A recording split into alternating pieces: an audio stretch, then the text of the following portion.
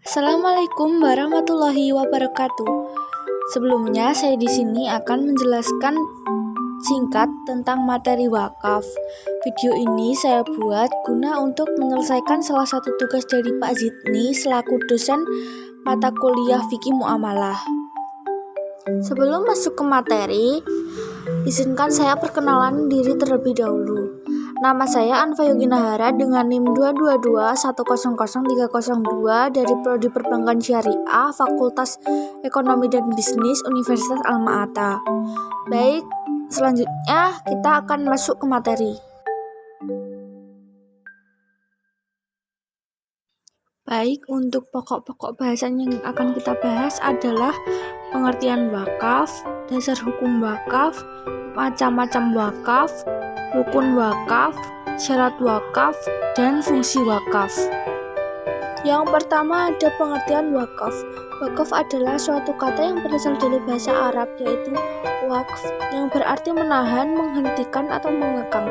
Dalam bahasa Indonesia, kata wakaf biasa diucapkan dengan wakaf atau ucapan inilah yang dipakai dalam perundang-undangan di Indonesia. Sedangkan menurut istilah, wakaf menghentikan atau menahan perpindahan milik suatu harta yang bermanfaat dan tahan lama, sehingga manfaat harta tersebut dapat digunakan untuk mencari keridhaan Allah Subhanahu wa Ta'ala. Selanjutnya ada dasar hukum wakaf. Dasar hukum wakaf terdapat di firman Allah Subhanahu wa Ta'ala di surat Al-Baqarah ayat 262 yang artinya, kamu tidak sekali-kali sampai kepada kebaktian yang sempurna sebelum kamu menafkahkan sebagian harta yang kamu cintai, dan apa saja yang kamu nafkahkan, maka sesungguhnya Allah Maha mengetahuinya. Yang kedua ada di surat Al-Hajj ayat 77 yang artinya, hai orang-orang yang beriman, rukuklah kamu, sujudlah kamu, sembahlah Tuhanmu, dan perbuatlah kebajikan, supaya kamu mendapat kemenangan. Dan yang terakhir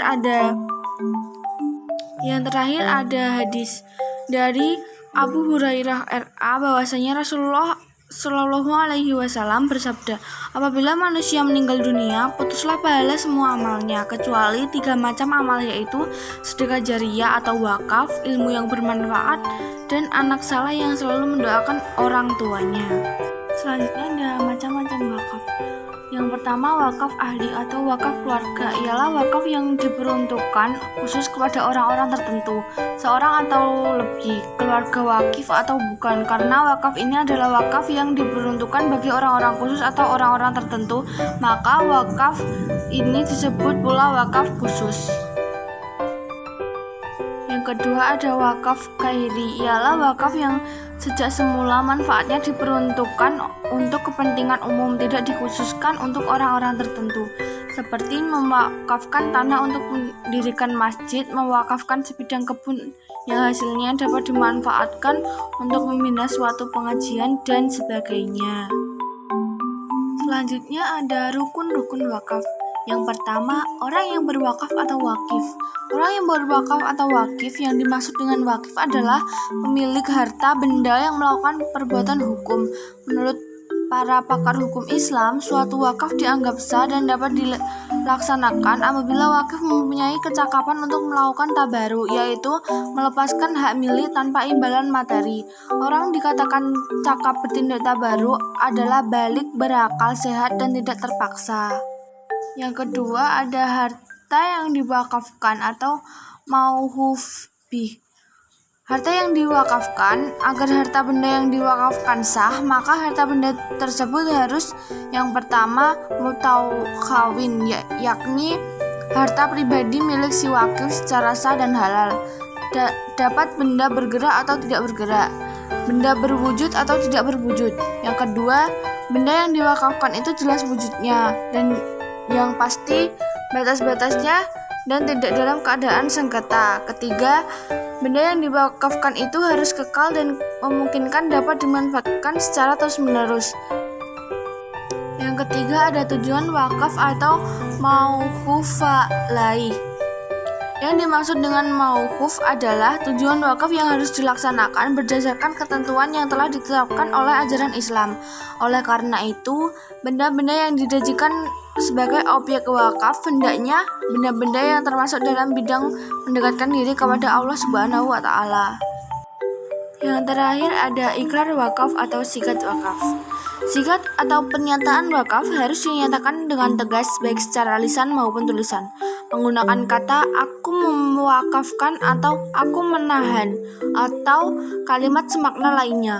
Dengan pernyataan wakif itu, maka gugurlah hak wakif. Selanjutnya, benda itu menjadi milik mutlak Allah yang dimanfaatkan untuk kepentingan umum yang menjadi tujuan wakaf. Oleh karena itu, benda yang telah diikrarkan wakafnya tidak bisa dihibahkan, diperjualbelikan maupun diwariskan. Selanjutnya ada syarat wakaf. Yang pertama, wakaf tidak dibatasi dengan waktu tertentu sebab perbuatan wakaf berlaku untuk selamanya, tidak untuk waktu tertentu. Yang kedua, tujuan wakaf harus jelas, seperti mewakafkan sebidang tanah untuk masjid, pesantren, perkuburan, dan yang lainnya. Yang ketiga, wakaf harus segera dilaksanakan setelah dinyatakan oleh yang mewakafkan, tanpa digantungkan pada peristiwa yang akan terjadi di masa datang. Sebab pernyataan wakaf berakibat lepasnya hak milik bagi orang yang mewakafkan. Yang terakhir, wakaf merupakan perkara yang wajib dilaksanakan tanpa adanya hak khiar atau membatalkan atau melangsungkan wakaf yang telah dinyatakan. Sebab pernyataan wakaf berlaku seketika dan untuk selamanya. Yang terakhir ada fungsi wakaf. Fungsi dari wakaf menurut Undang-Undang Nomor 41 Tahun 2004 Pasal 5 adalah mewujudkan potensi dan manfaat ekonomis harta benda wakaf untuk kepentingan ibadah dan memajukan kesejahteraan umum. Mungkin hanya itu saja yang dapat saya sampaikan. Apabila ada kata-kata yang salah, mohon dimaafkan. Wassalamualaikum warahmatullahi wabarakatuh.